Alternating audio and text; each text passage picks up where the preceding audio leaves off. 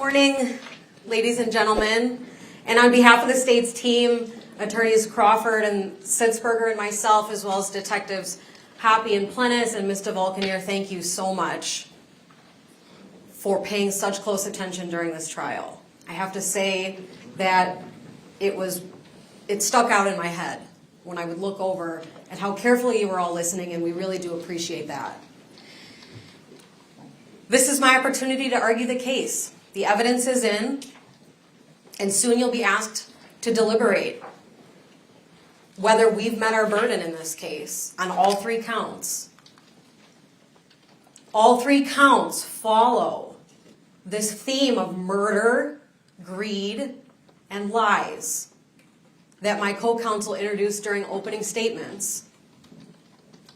And that's how we'll discuss it here this morning, starting with count 1, the first-degree intentional homicide of Lynn Hernon, and moving into the greed.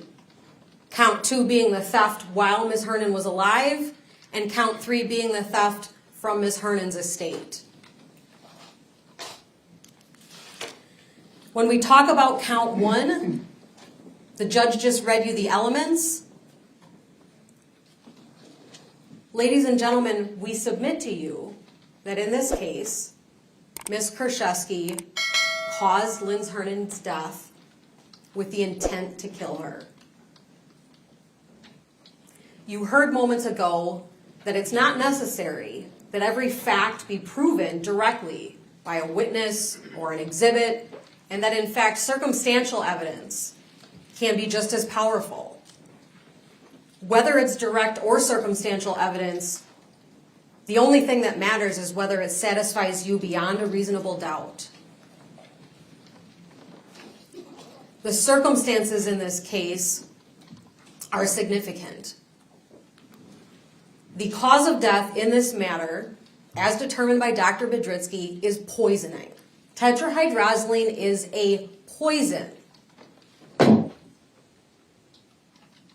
Dr. Bedritsky talked to you about her job. It is her job for Waukesha County to make determinations on cause and manner of death. She told you that it took her almost a year to do that in this case. She was the only expert who actually saw Ms. Hernon. She performed the autopsy. She testified that she viewed Ms. Hernon's tissues microscopically. She sent numerous toxicological samples to NMS labs.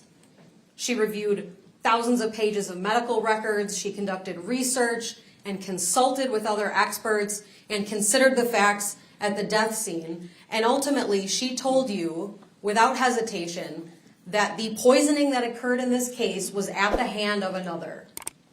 That's what homicide means. Death at the hand of another. Dr. Bedritsky was not here to tell you who did that.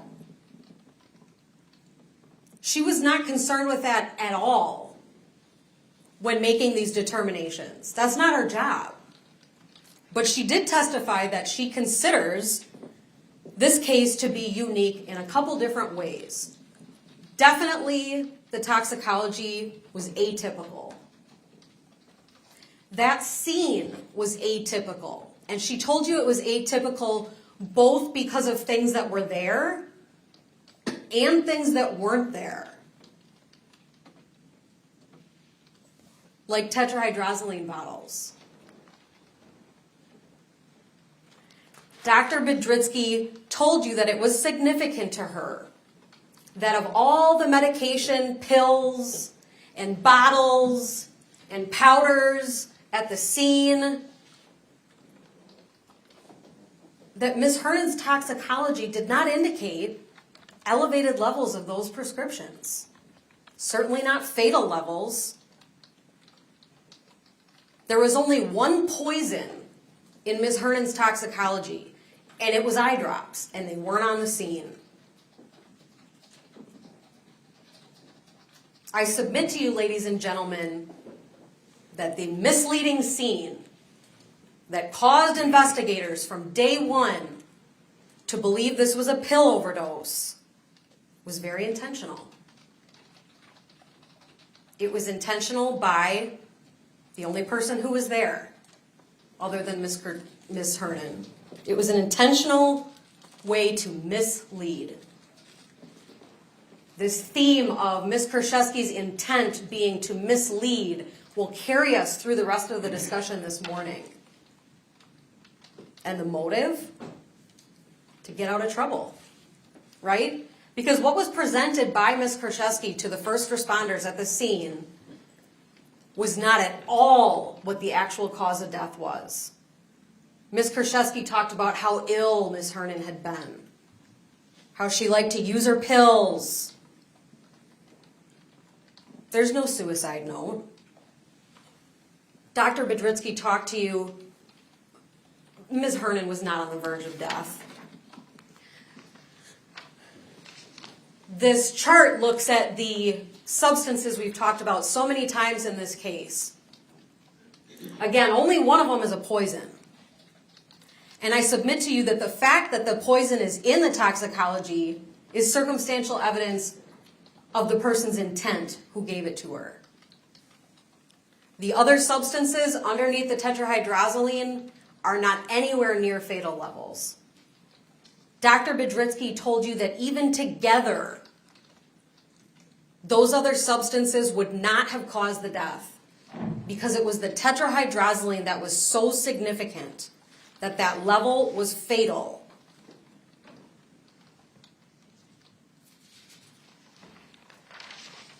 You were asked to make a lot of assumptions about perhaps Ms. Hernon's character, I guess, in the fact that the baclofen and cyclobenzaprine were even there, right? Because she had been told to stop taking those. They shouldn't have been there. They shouldn't have been there, you kept being told. They shouldn't have been there. The tetrahydrozoline shouldn't have been there at all, because if she was using it as eye drops, it would have been under 1. The level would have been under 1.0. The reason Ms. Hernon wasn't taking baclofen and cyclobenzaprine is because she herself reported having side effects she didn't like.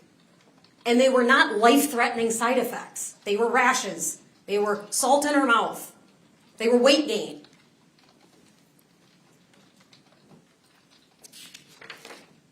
When you think about all of the counts in this case, you're going to have to think about who Ms. Hernon was. And I want you to think about the different sources of information that you've received during this trial about Ms. Hernon.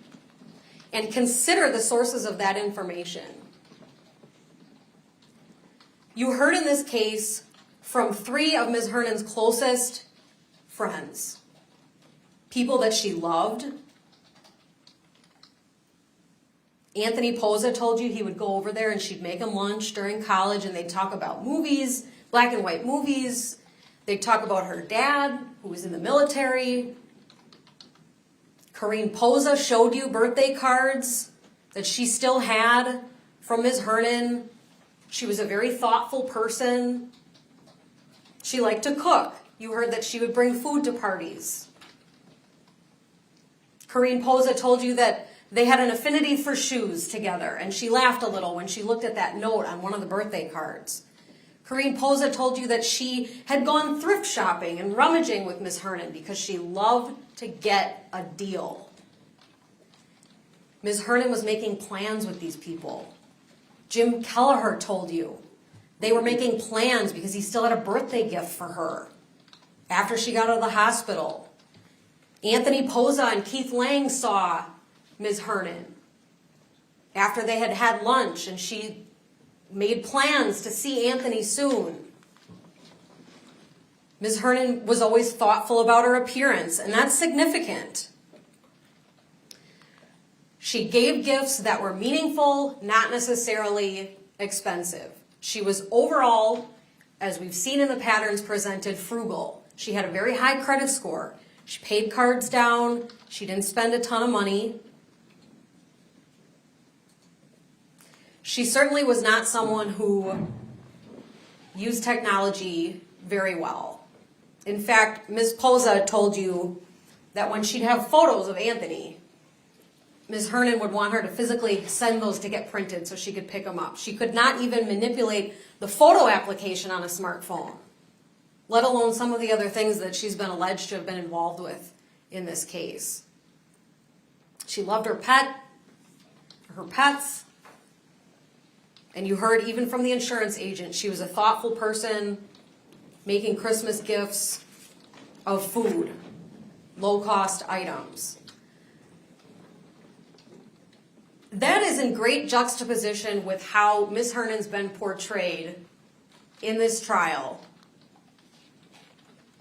You heard over and over that she was angry.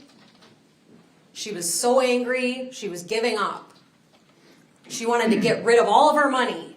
For some unknown reason, she wanted to have no more liquidity at the time of her death. She was suicidal. How many times did you hear these things about Ms. Hernan?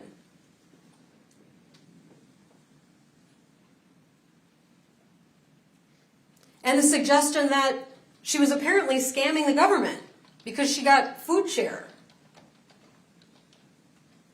Hiding assets from the government to accept government assistance. I want you to think about the sources of these kind of attributes for Ms. Hernan. Because ultimately, ladies and gentlemen, you're going to have to make credibility determinations in this case.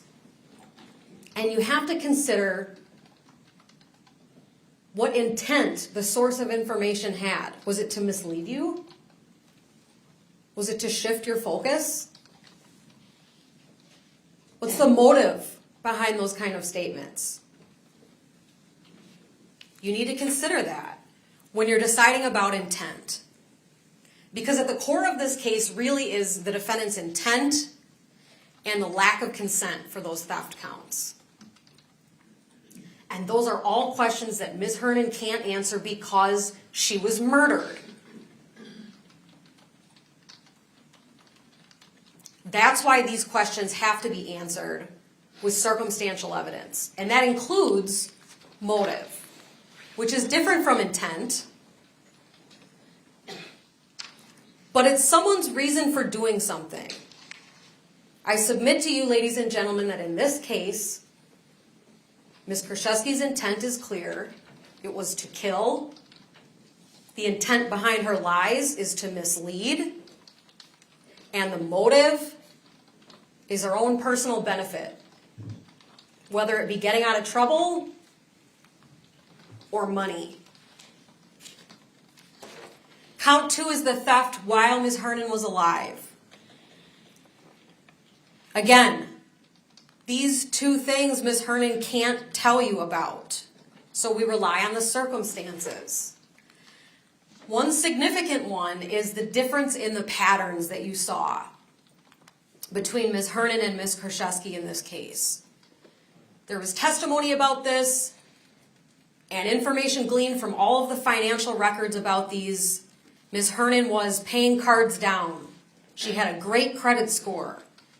She wasn't using a ton of ATMs. She wasn't lavishly spending, right? You heard that she bought herself a vehicle and some jewelry, but really other than that, she's not going on vacations. She's not buying computers and iPads and things, televisions. And she's spending her money in Waukesha County in person, not online.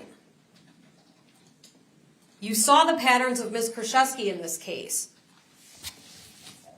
The credit cards are close to their max. There's a lot of ATM and cash advances. The spending is happening at places where Ms. Krzyzewski can get cash out and gamble. Whether it be a casino or a bar, there's been testimony in this case that Ms. Krzyzewski spent significant sums of money on slot machines in the geographic area where she lived, and additionally, using a lot of online activity. You were shown this credit score comparison, and you'll see that when Ms. Hernan's score plummets is the same time that all those credit card accounts are maxing out, becoming due. No payments are being made on loans. Her score plummets in the last 3 or 4 months before her death. And ladies and gentlemen, the financial aspect of this case and the investigation even was very complex. It took a lot of time. There were a lot of records. There were a lot of things that needed to be put out in a timeline or patterns so that we could understand it. It was not a simple review. I submit to you that that was exactly Ms. Krzyzewski's intent. The intent to mislead and the motive for financial gain. We focused on these accounts, the top 3 belonging to Ms. Hernan and the bottom 2 belonging to the defendant. And we talked about the theft coming out of Lynn's accounts and going into the defendant's accounts. That money market account was the big account that there was $250,000 in, right? That was an account that Ms. Hernan didn't pay bills from. She didn't write a check to, We Energies from the money market account. And Detective Plentis told you why that was. Because there's penalties on an account like that for too many transactions. So what you saw happening as a pattern was that Ms. Hernan would move money from the money market account into her own checking account where she'd pay bills. The only checks written from this account, aside from one, go to the defendant. No one else is getting thousands of dollars from this account. There's memo lines shown along the right side. I submit to you that the intent behind those memo lines is to mislead. Because that's not what these funds were used for. We painstakingly went through Ms. Krzyzewski's spending habits. There was no IRS payment. She got a tax return that year. There were no doctor bills for procedures, endoscopy procedures. There was not huge sums of money going to car payments. There were thousands and thousands of dollars a month spent at Stalis Palace. That's what you saw on the defendant's finances. A bank account that held $250,000 less than 2 years later had $87 and change in it. And $134,000 plus of that money went to the defendant in the form of 20 checks. The last 2 entries on here were electronic checks. Both written October 1st of 2018, 2 days before Ms. Hernan dies. And I say written, but they really weren't written, were they? Because they're electronic. This is internet check. What's the top one for? $5,000 to the defendant. And the bottom one is a check that went directly to the defendant's mom's apartment complex. These funds came out of the BMO money market account. These checks were made online. On the same day these checks were written, the defendant, who never had a BMO account of her own, downloads the BMO Harris mobile banking app. Lynn Hernan was not creating electronic checks 2 days before she died on the internet.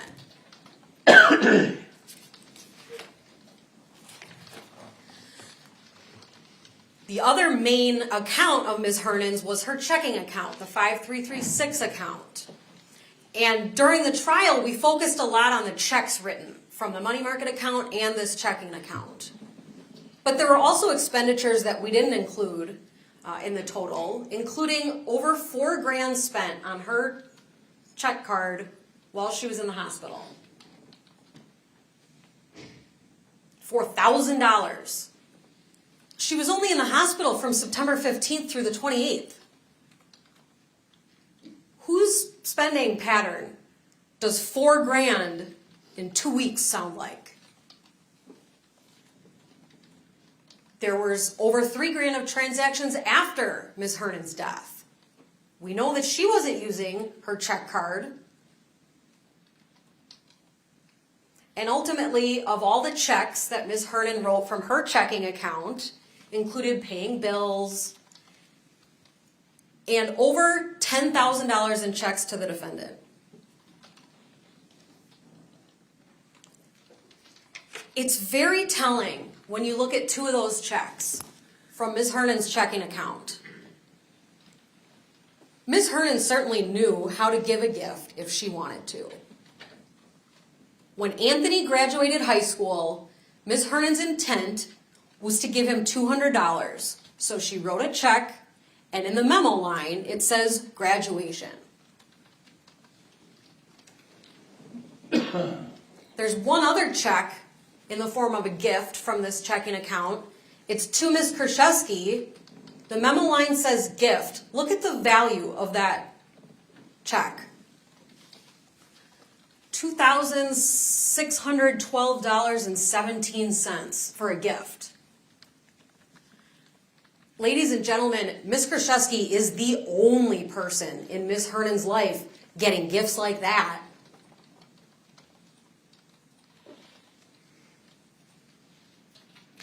There is absolutely nothing in this record for you to conclude that people like Anthony stopped caring about Ms. Hernan or that she stopped caring about him. Absolutely nothing. This makes no sense because the date of the $2,600 that Ms. Krzyzewski got was July 22nd of 16. She didn't graduate from high school that day. She didn't get married.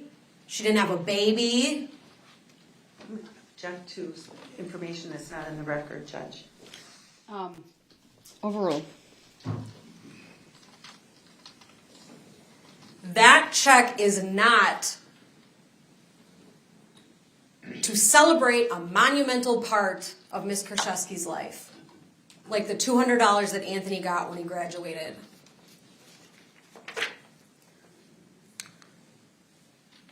When you add up these checks, you get that total that we talked about before. And ladies and gentlemen, that was Ms. Krzyzewski's primary source of income. Right?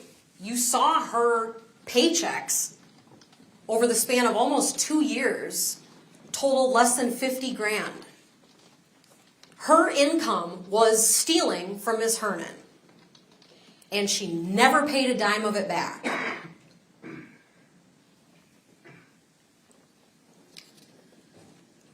This total of over $144,000 does not take into account several other pieces that are very suspicious in this case and give another piece of circumstantial evidence for you when you consider, is this really what Lynn wanted?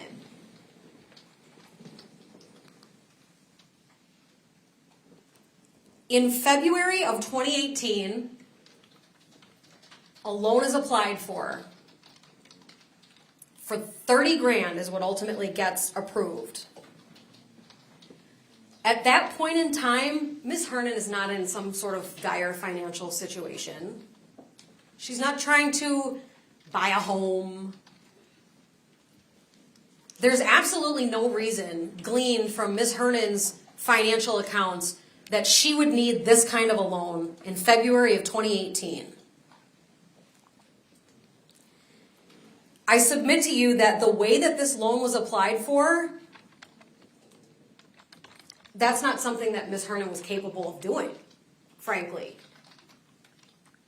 Because these documents on the left, this kitten check, I've highlighted the last four of the account number on the bottom of that check. That was given to Goldman Sachs to say, here's the account, we want this money to go in, right? It has Lynn Hernan's name on it, but that's the defendant's account. The 8149 account did not have Lynn Hernan on it when this application was made. And what that means to you, ladies and gentlemen, is that that is fraud. It's not real. That check is not real.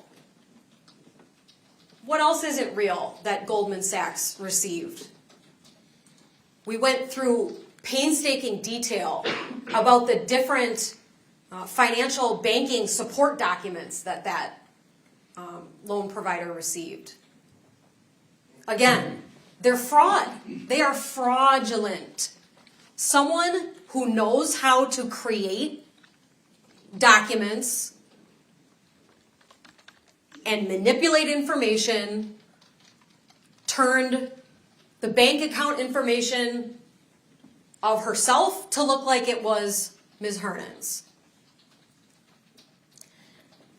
The information that Marcus Goldman Sachs was given during this application process includes that phone number that we've talked about, 262-421-5290. Detectives told you that is not a number that Lynn Hernan used. We know one person that used that number, and it was the defendant who gave it over the phone to a bank when she was pretending to be Lynn Hernan. The intent behind this is to mislead. The motive is financial gain. Ms. Kraszewski has to then add Lynn Hernan to this account before the money is dispersed because the loan is in Lynn Hernan's name.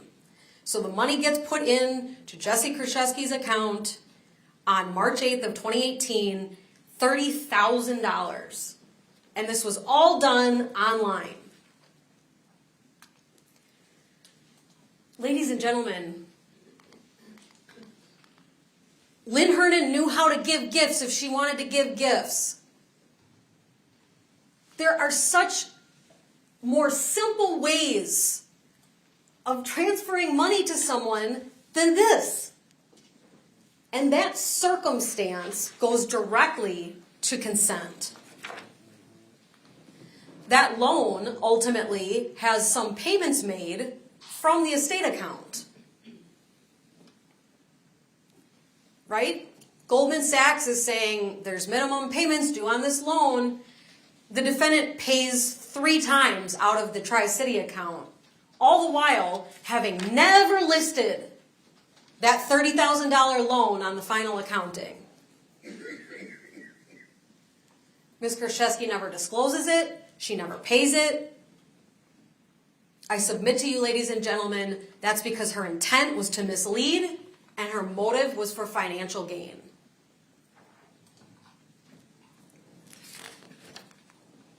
We know Ms. Kraszewski is accessing these accounts without Ms. Hernan because this call placed near Ms. Kraszewski's mom's house is a call to the bank. If we could play that, please.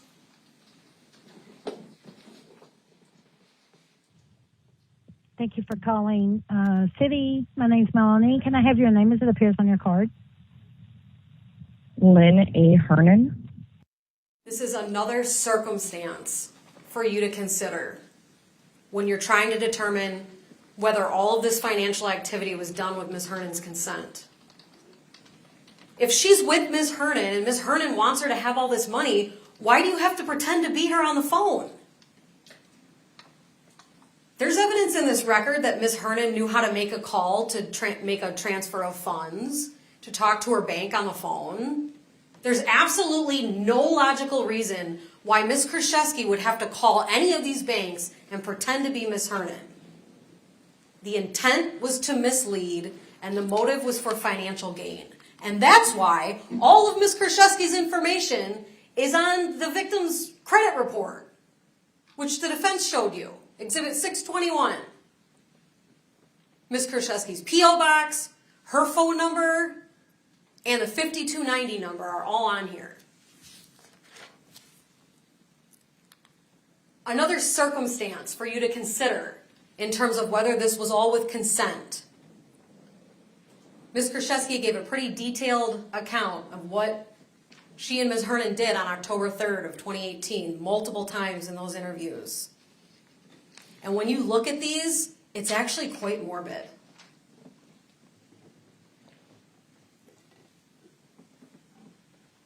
Ms. Hernan is either being poisoned, dying, or dead, And Jennifer Flower gets a new 75-inch TV and an Apple Watch on Ms. Hernan's dime. I submit to you, ladies and gentlemen, that Lynn Hernan did not have the desire to have a JCPenney credit card opened up the day she died. Most or all of these things happening online, which Ms. Hernan also didn't do. At this point in time, the money market is depleted, the checking account is depleted, and the credit cards are maxed out. But there's still money for Ms. Krzyzewski after Ms. Hernan is dead. Because when Ms. Hernan dies, Ms. Krzyzewski then files for the informal administration in the probate estate.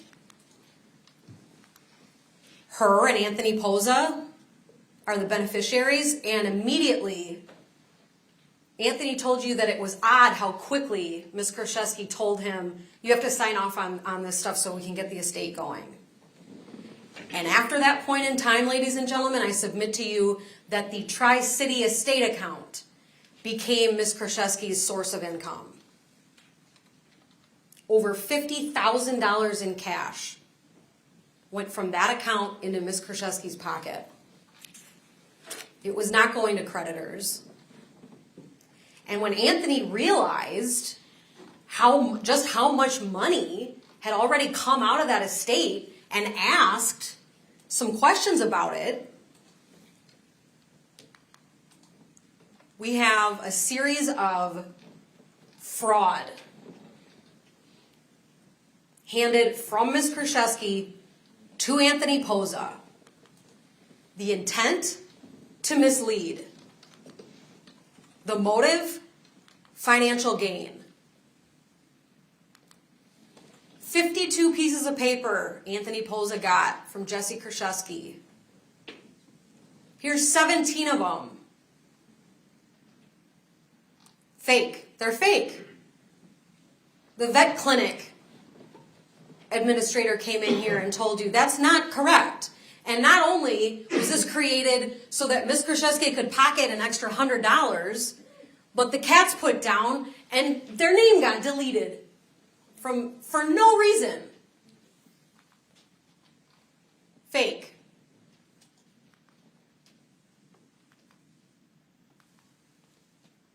Fake. Fake. Fake. ServPro bill. Fake.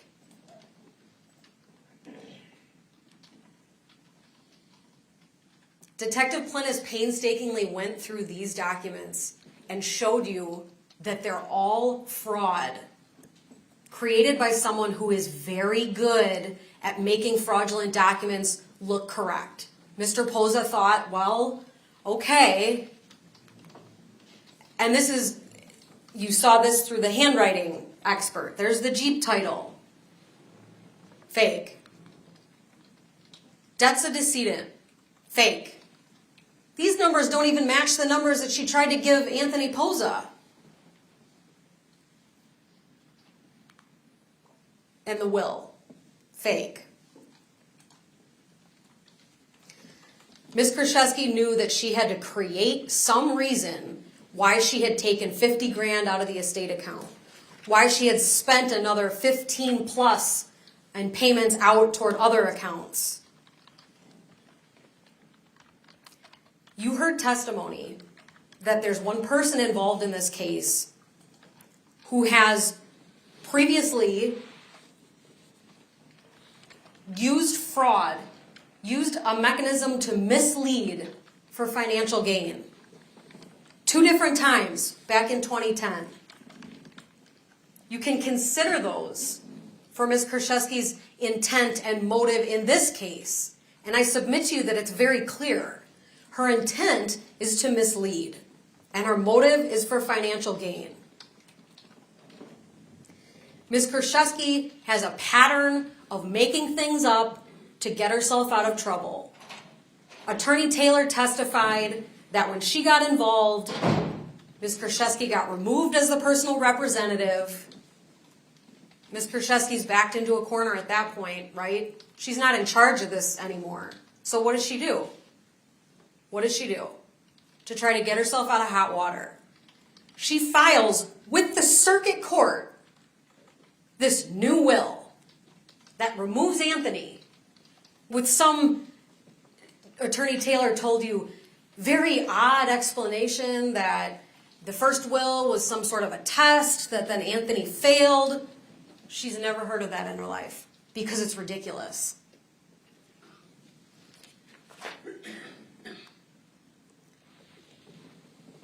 And the loan alone of $18,700 meets your value criteria on count 3.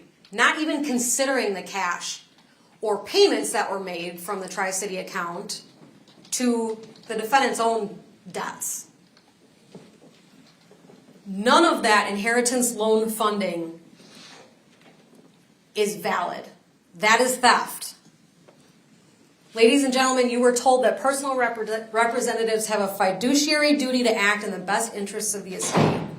Not themselves. Not themselves. The estate was the rightful owner of the money at the time of this theft. And as one of the beneficiaries, Anthony Poza is listed as a victim on the count 3. None of that $87,000 went back into this estate account. There is an intent to permanently deprive. Ms. Krzyzewski didn't pay any of it back. And ultimately, Mr. Poza receives a check for $13,000, which was half of what's left after Ms. Krzyzewski stole from it. Again, you can't read someone's mind to determine intent. But the case comes down to intent. All 3 charges, right? Because Ms. Krzyzewski says, I didn't steal from Ms. Hernan and I didn't kill her. But this is again where you're going to have to make some credibility determinations in the face of so much circumstantial evidence. Because, ladies and gentlemen, lies are very tricky to keep track of. The truth is very simple. And in this case, we've shown that Ms. Krzyzewski lies when it will benefit her. When she's in hot water, she lies. Ms. Krzyzewski compartmentalizes people in her life to keep them all from the truth of what's actually happening. And the intent behind this is to mislead them. And the motive is her own personal gain. Throughout this case, the question of whether Ms. Hernan was suicidal changes multiple times. On day 1, on October 3rd of 2018, Ms. Krzyzewski is not telling any EMS worker or deputy, oh my gosh, she's been drinking Visine, she had a gun once, she's been trying to kill herself. I can't believe this happened. No, she's asked, point blank, was Ms. Hernan suicidal? And the answer is yes and no. But after this date, what do we know about Ms. Krzyzewski? She's very interested in what the medical examiner knows and what the sheriff's department knows because she's calling. What's in the toxicology? Do we have the toxicology back yet? Until they finally tell her, we can't talk to you anymore. So she comes in and talks to detectives. This entire discussion on Ms. Krzyzewski's point is to mislead them. She's not going to reveal she poisoned Ms. Hernan with tetrahydrozoline because she doesn't know they found it yet. She doesn't know that anybody knows what she did yet. So she's not going to bring it up, just like she didn't bring it up on the day it happened. Maybe they won't find it. Then we have the star. July 9th of 2019, when Ms. Krzyzewski is finally told this. I'll be honest, there's been 3 times that she said, I want to give up. Yeah. I don't want to do this anymore. And she always said, the day when it comes, I want your help. The day when it comes, I want your help. I said, I'm not helping you do anything. When it comes to pills or messing around with anything, I'm not looking for trouble. I'm not trying to get in trouble. When she She's said a full-grown adult. like our doctor from work. So that's a pretty different story than that. As soon as she knows the gig's up, well, okay, 3 times she said she wanted to give up. Ms. Krzyzewski is constantly considering the new information that she's getting and altering her story in a way that benefits her. The next day, she wants to talk to law enforcement. I want you to remember that. All of these interviews are because Ms. Krzyzewski thought about things overnight and wanted to give more information the next day. So the next day, the question of was Lynn suicidal changes again. Doing it because she was trying to find an easy way out. She was trying She to did kill the herself. pills first numerous times. That wasn't working. So she was trying to kill herself by drinking Visine and vodka. She also bought a gun offline When that was I disposed of for before she died too. When? How long? Oh, 2 months.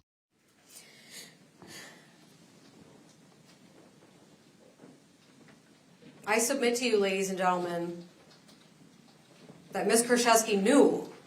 Well, they found it in the toxicology now. I have to say she was suicidal and that she drank it on her own to keep myself out of trouble.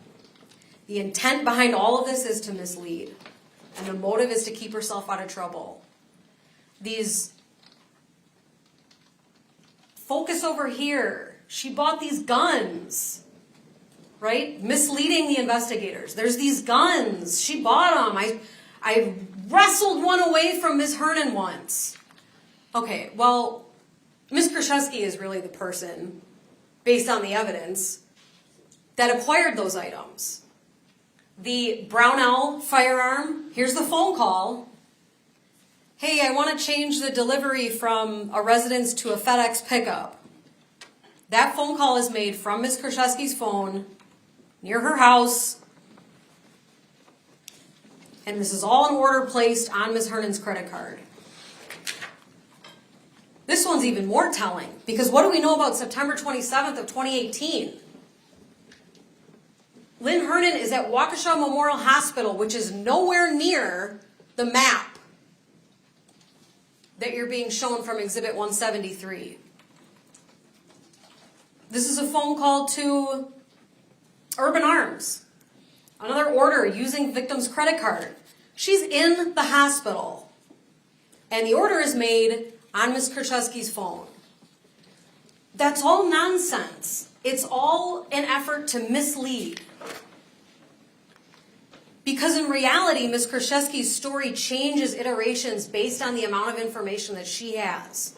And the only things that never change are things that only Lynn could correct. That she was suicidal, and that she wanted to give all of her money away. I'll say again, credibility is a huge task for you in this case. And when we talk about someone's credibility, you've seen firsthand things that Ms. Krzyzewski has no problem lying about.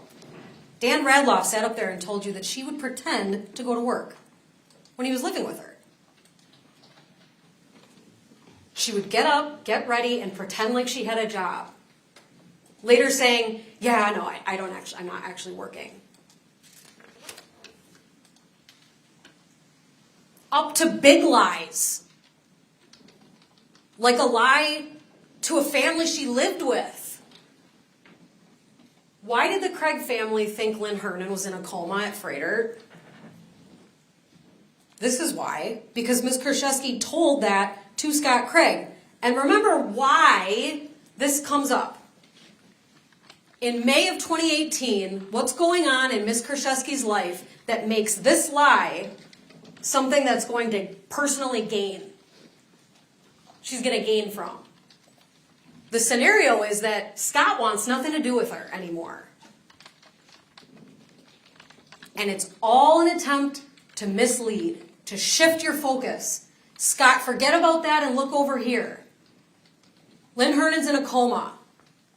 She was never in a coma at Freighter Hospital, and Ms. Krzyzewski never told Scott Craig that. The detectives told Scott Craig that.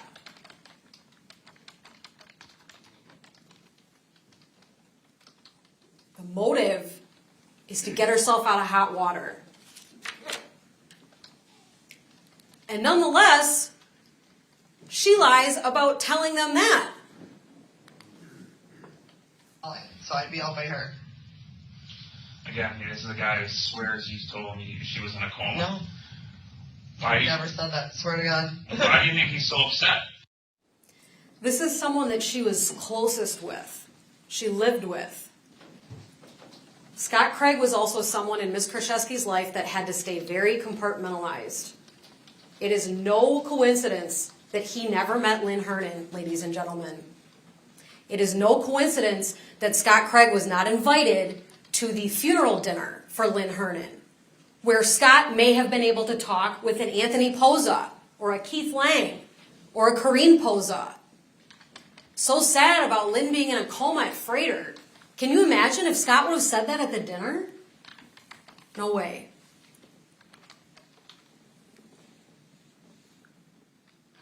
This was something that was so significant because he had no idea.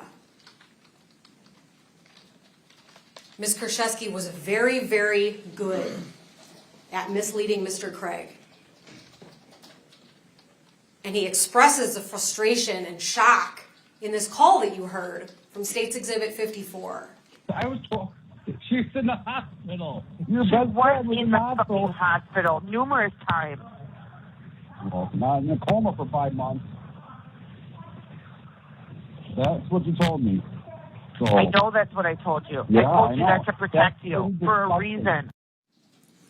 I told you that to protect you for a reason. That makes no sense, ladies and gentlemen.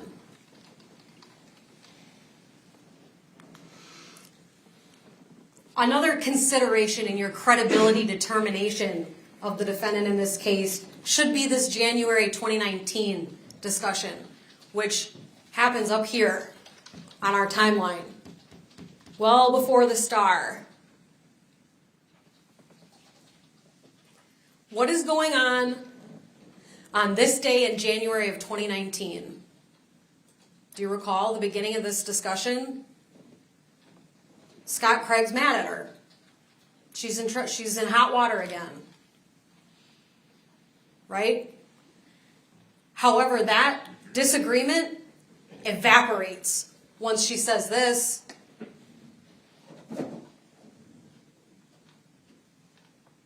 Tetrahydrozoline in my blood. Detective Cole couldn't even pronounce the word tetrahydrozoline. And Jesse Kraszewski is spelling it out in a text message, pretending to be at the hospital. She obviously goes on to ever deny saying this in 2019. And then changes that story to, okay, it was a friend, and then changes that story to, okay, I actually drank it, but no one was really poisoned. But the main point that you need to consider, which bears on intent, is that in Ms. Kraszewski's own statement, she knows exactly how serious tetrahydrozoline is. And she's right about that. Because you heard testimony in this case that when used for nefarious purposes, perpetrators select tetrahydrozoline because it impairs memory, impairs judgment, reduces inhibition, produces a period of unconsciousness. It's not routinely detected, and it's available. Nonetheless, 6 months later, when Ms. Kraszewski is told, this is her response. I get it.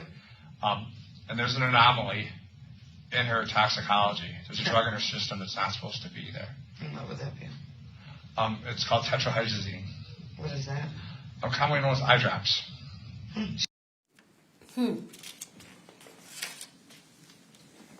This is six months have gone by.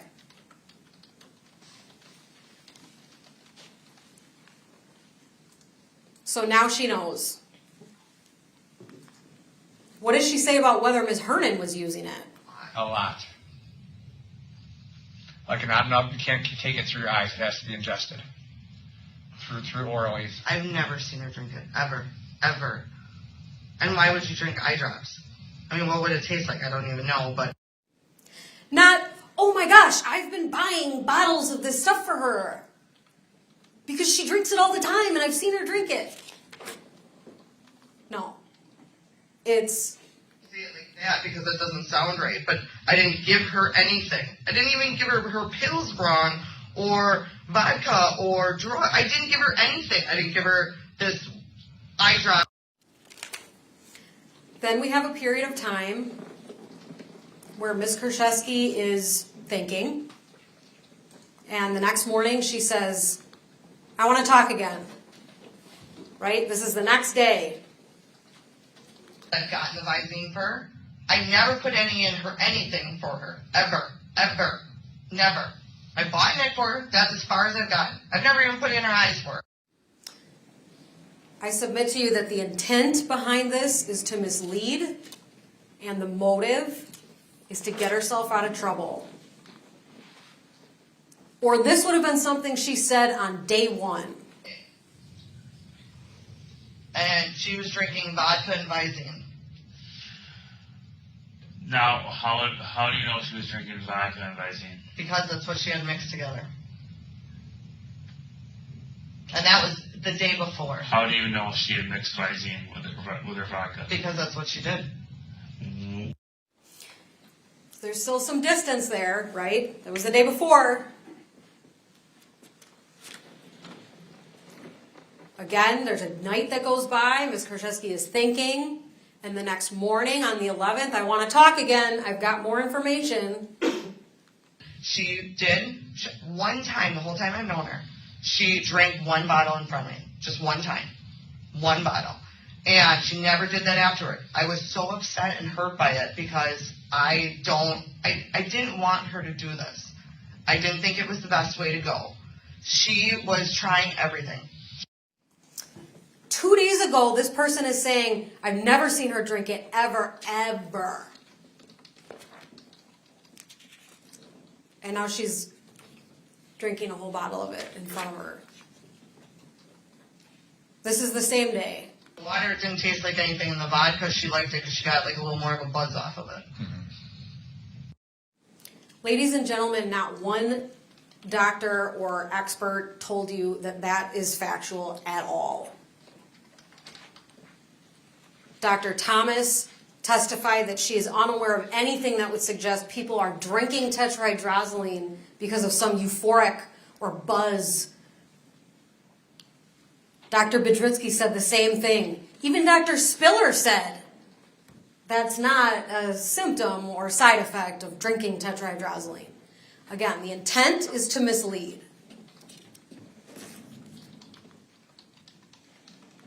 Knowing she wants it. Once I put in 2 drops for her.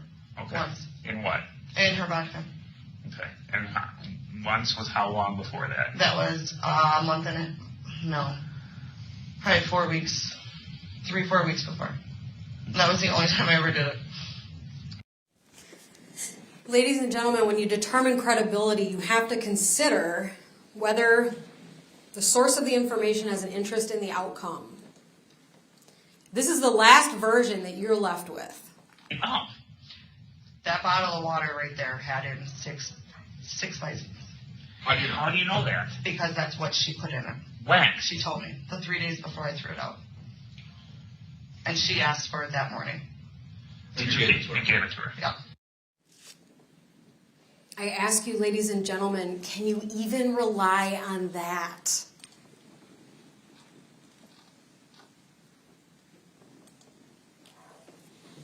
Credibility is again questioned as we begin this wild goose chase. On July 12th, there's the first little piece of information about things that are hidden away. And before you even dive into this, I want you just to think, why in the world would someone hide these types of items?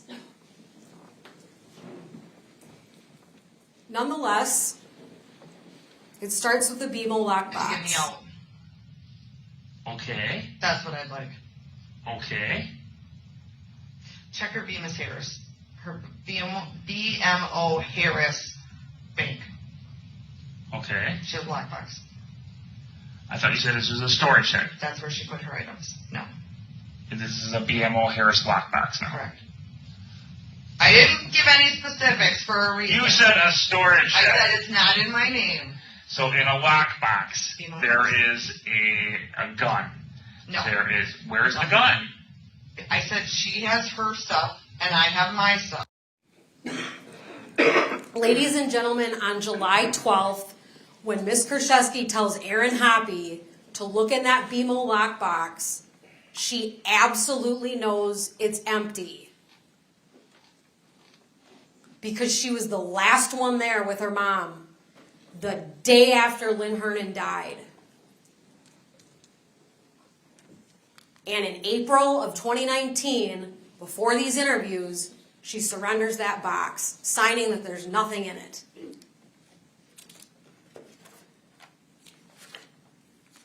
Shift the focus. Look at things that don't matter.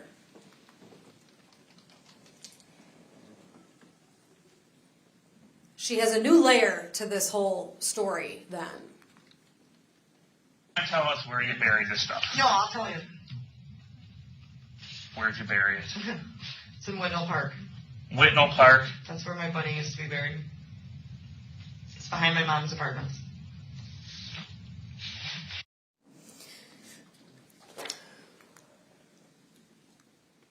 Again, why, in theory there, instead of telling anyone what happened, I'm going to keep it quiet, and I'm going to save some of this stuff in case Lynn Hernan does die, and then after she's died, and I've lied about how she died, I'll have it buried. You can't even connect it in a logical way if you try. It does get muddy and swampy certain times of the year. It wasn't when I went. I did this literally before she even passed. And it was all together in 3 Ziploc bags. Or is it in a box or anything? Nope. Or it's just 3 Ziploc bags. I Ziploc just kept bags. Ziploc bagging it, and then the freezer bags. And how far down? I would say about 4 to 5 feet. 4 to 5 feet? Yep. Are you kidding me? 4? I don't know. I guess. 4 feet? Hold on. You understand? You're Maybe just not. over 4 feet. Okay, like this. What is this?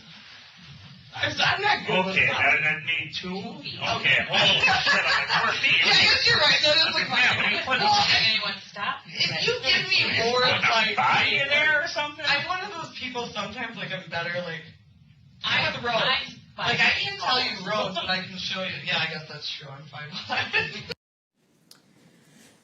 Ladies and gentlemen, Ms. Krzyzewski is not stupid. She knows the difference between 5 feet and 18 inches. But Detective Hoppy wasn't buying it, so this story changes. Law enforcement attempts to find these things every time she says they exist. Metal detectors and detectives out in parks looking for rocks over burial sites. Her initial claim of a storage shed somewhere comes up again on the 16th. Storage shed, Justin. I know there's a storage shed. There isn't. I swear to God, there's not a storage shed. I put that in everything. I just said that because I thought by saying that would help me get out. I swear to you on everything. She thought it'd help her get out of trouble. That's why she said that. Ladies and gentlemen, the reality of Jessie Krzyzewski looks a lot different than this person in Exhibit 206 crying about a lost burial site. The reality of this person, her acts, words, and statements, is that she is accessing documents about criminal poisoning in July of 2018 and deleting them in February of 2019. Household poisons. Arsenic trioxide. Ladies and gentlemen, what else do we know happened right around February of 2019 in this case? Right in here. The medical examiner wouldn't talk to her anymore.